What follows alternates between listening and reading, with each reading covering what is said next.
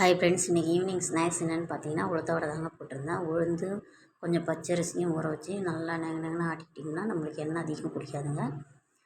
நல்லா வெங்காயம் பச்சை மிளகா கட் பண்ணி போட்டது, ஜீரகம் நல்லா நம்ம கையாலேயே நல்லா நம்ம திருவி போட்டுக்கணும். கையாலேயே கொஞ்சம் இது பண்ணி போட்டுக்கிட்டோன்னா நல்லா வாசனையாக இருக்கும். இதோட கருவேப்பிலை கொத்தமல்லி எல்லாம் சேர்த்துட்டு எண்ணெய் சூடு ஏறினோன்னே இந்த மாதிரி கொஞ்சம் மாவு கொஞ்சம் லூஸ் ஆகிடுச்சுங்க. அதனால தான் கொஞ்சம் போண்டா மாதிரி போட்டுட்ருக்கேன். வடை மாதிரி வரல. வடை ரொம்ப டேஸ்ட்டாக இருந்துச்சுங்க. எண்ணெய் குடிக்கல. பச்சரிசி சேர்த்தாவே எண்ணெய் குடிக்காதுங்க ஃப்ரெண்ட்ஸ். இந்த மாதிரி செஞ்சு பாருங்கள், நல்லா டேஸ்ட்டாக இருக்கும். அப்புறம் நம்ம சேனலில் நாங்கள் மிளகாத்தூள் அரைச்சி சேல் பண்ணுறோன்னு சொல்லியிருந்தாங்க ஃப்ரெண்ட்ஸ். அது யாருக்கு வேணும்னு சொல்லி கொஞ்சம் கமெண்ட் பாக்ஸில் சொல்லுங்கள்.